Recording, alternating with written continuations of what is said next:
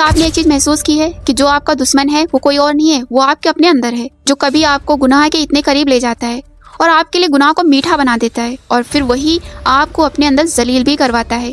اللہ نے اس دشمن کا نام نفس رکھا ہے۔ حضور صلی اللہ علیہ وسلم نے فرمایا، عقل مند انسان وہی ہے جو اپنے نفس کا محاسبہ کرے۔ آج ہم بات کریں گے نفس کی وہ 7 منزلیں جو یا تو انسان کو برباد کر دیتی ہے یا پھر اللہ کا سچا بندہ بنا دیتی ہے۔ یہ ویڈیو صرف انفارمیشن کے لیے نہیں ہے، یہ آپ کی زندگی کو بدلنے کے لیے ہے۔ السلام علیکم۔ اب ہم بات کرتے ہیں پہلی نفس، نفس امارہ، جو ہمیں برائی کی طرف مائل کرتی ہے، جو ہمیں برائی کی طرف لے جاتی ہے۔ قرآن میں حضرت یوسف علیہ السلام نے فرمایا، یقیناً نفس ہمیں برائی کی طرف ہی لے جاتی ہے۔ یہ سب سے نیچی اور سب سے خطرناک نفس ہے۔ اس مرتبے پر انسان اپنی ہی خواہشوں کا غلام ہو جاتا ہے، وہ اس کی جو ڈیزائرز ہوتی ہیں نا اس کا غلام ہو جاتا ہے۔ اس کی آواز کچھ اس طرح سے ہوتی ہے، وہ کر رہا ہے تو میں کر لوں گا تو کون سی بڑی بات ہو جائے گی، توبہ تو ہم کبھی بھی کر سکتے ہیں۔ یہ نفس ہمیں اللہ کے قریب نہیں لے کر جاتی ہے، یہ نفس اللہ سے ہمیں دور رکھتی ہے۔ توبہ کبھی بھی ہو سکتی ہے، نماز کا کیا ہے، ہم کبھی بھی پڑھ سکتے ہیں، نماز کا وقت جا رہا ہے، ہم کسی بھی کام میں لگے ہوئے ہیں، نماز پڑھنے کا من نہیں کرتا، چھوڑنا ایک بار کرنے سے کیا ہو جائے گا، ایک بار کر ہی لیتے ہیں، کون سا بڑی بات ہے۔ یہ نفس ہمیں اس ٹائم کے لیے سکون دیتی ہے، لیکن بعد میں ہمارے لیے عذاب بن جاتی ہے، ہمارا ذہنی سکون برباد کر دیتی ہے۔ رسول اللہ صلی اللہ علیہ وسلم نے فرمایا، دشمن میں سب سے بڑا دشمن ہمارا اپنا نفس ہے، جو ہمیں غلام بنا دیتا ہے اپنے ہی خواہشوں کا۔ پتہ ہے نا، اس کا کچھ اثر اس طرح بھی ہوتا ہے، نماز میں ہمارا دل نہیں لگتا، ہمارا دل سخت ہو جاتا ہے لوگوں کے لیے، اور جب دل سخت ہو جائے نا تو اس میں اللہ نہیں رہتا، گناہوں میں مزہ آنے لگتا ہے، اور غلطی میں کوئی بھی شرم نہیں ہوتی ہے، ہم غلط راستے پر جاتے ہیں نفس کے چلتے۔ اب بات کرتے ہیں دوسری نفس، نفس لوامہ۔ اللہ قرآن میں قسم کھا کر کہتا ہے، میں قسم کھا کر کہتا ہوں نفس لوامہ کی۔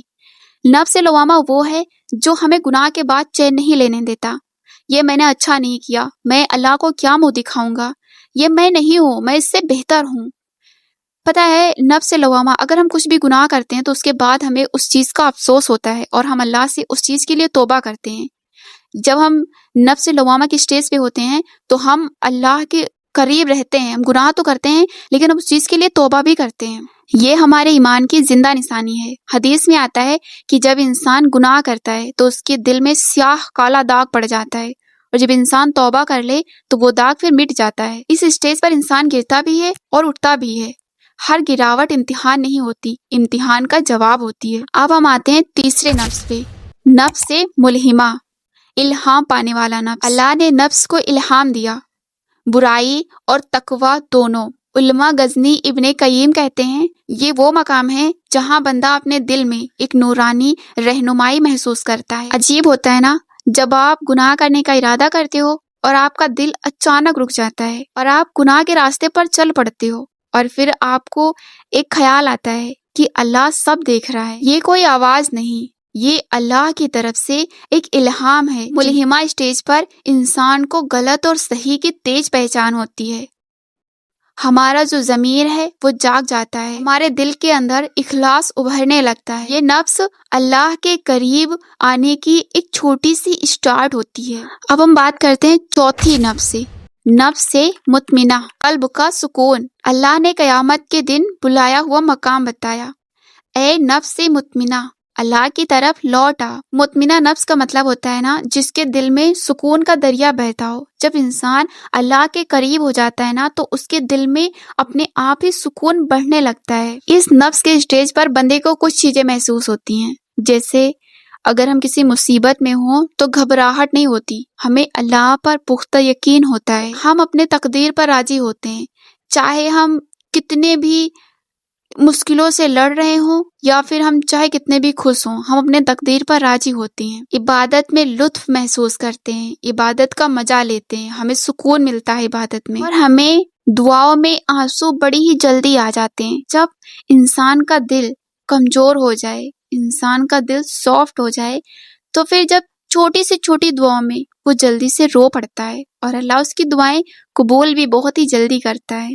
صحیح بخاری، ایمان کا مزہ اس سے ملتا ہے جو اللہ سے راضی ہو۔ مطمئنہ وہ نفس ہے جہاں زندگی میں ٹینشن کم، اسٹریس کم اور یقین زیادہ ہوتا ہے۔ آپ اکیلے نہیں ہوتے ہیں، آپ کو لگتا ہے کہ میرا اللہ میرے ساتھ ہے، میں اکیلی نہیں ہوں۔ اب ہم آتے ہیں 5ویں نفس پہ، نفس رضیہ، جہاں ہم اللہ کی ہر چیز پر راضی ہوتے ہیں، جہاں ہم اللہ کی ہر قدر پر راضی ہوتے ہیں۔ اللہ ہمیں کچھ بھی دیتا ہے، ہم اس چیز پر راضی ہوتے ہیں۔ رضیہ کا کانسیپٹ سورہ فجر سے لیا گیا ہے۔